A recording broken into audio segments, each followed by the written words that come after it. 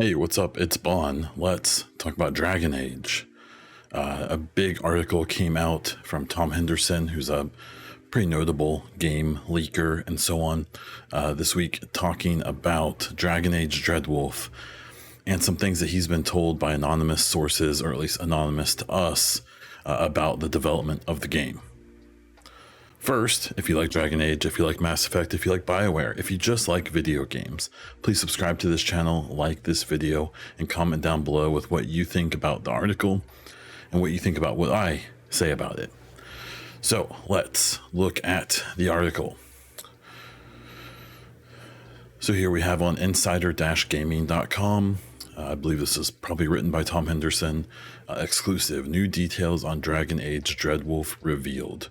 I'm not going to read the article word by word, but he does talk about here that he's spoken to sources under the request of anonymity.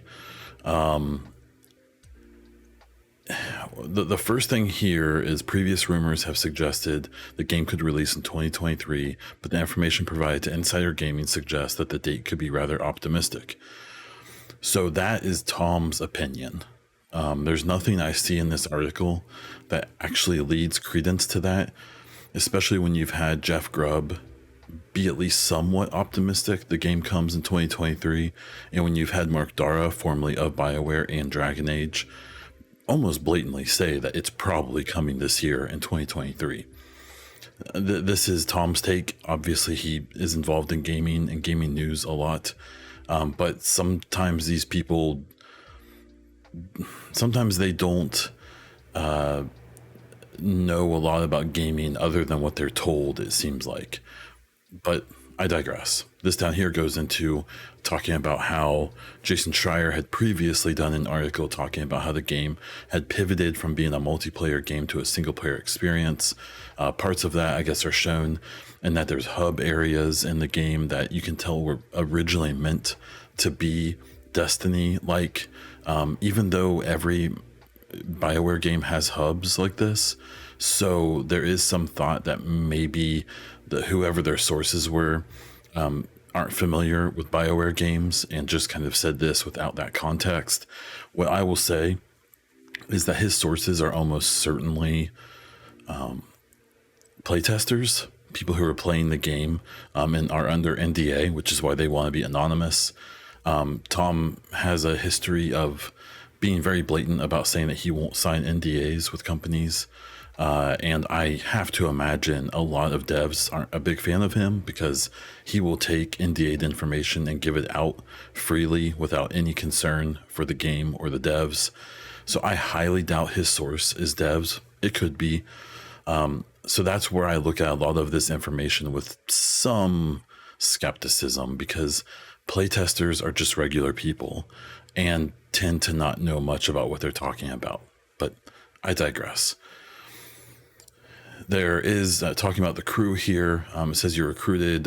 Crew will populate the hub.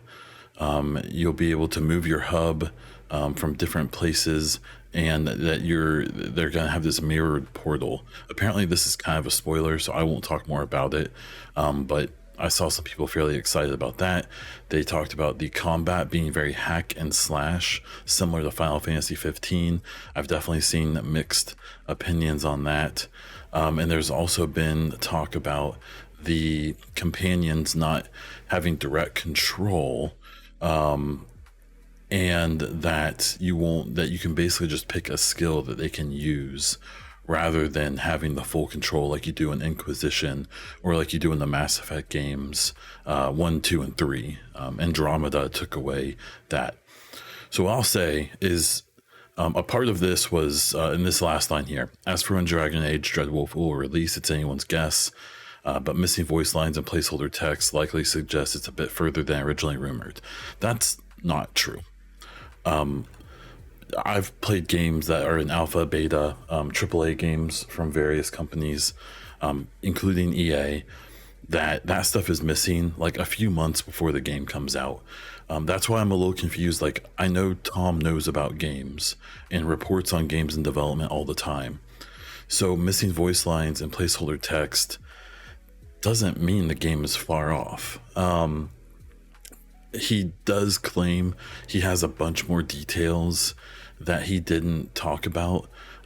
Because he couldn't verify the source. It's because he can write another article. Like, I mean, let's not be stupid. Like, we know the point. You know, he has to drag this out a little bit. But nothing he put in here, which I assume are the heavy hitting things, none of this suggests the game's far off, in my opinion. It doesn't talk about the graphics being degraded. It doesn't talk about it being really buggy and in bad shape. It just says that there's placeholder text and voice acting, which is typical. Sometimes games don't complete voice acting until the last couple months the game is in development. So I'm still pretty skeptical this game waits until 2024. It's already been in development for like close to 7 or 8 years. EA wants this out because I think they also want BioWare to start working on Mass Effect more seriously, like actual production. So that's my take on this. I'll put a link to the article down in the description and or the comments, and you can read it for yourself. Let me know what you think. Let me know when you think the game is coming out. Let me know what you think about some of the changes it seems like they're making to the Dragon Age formula. And yeah, that's what I have for this one. Follow me on all the places. Click all the subscribes and follows and all that here. And I will see you next time.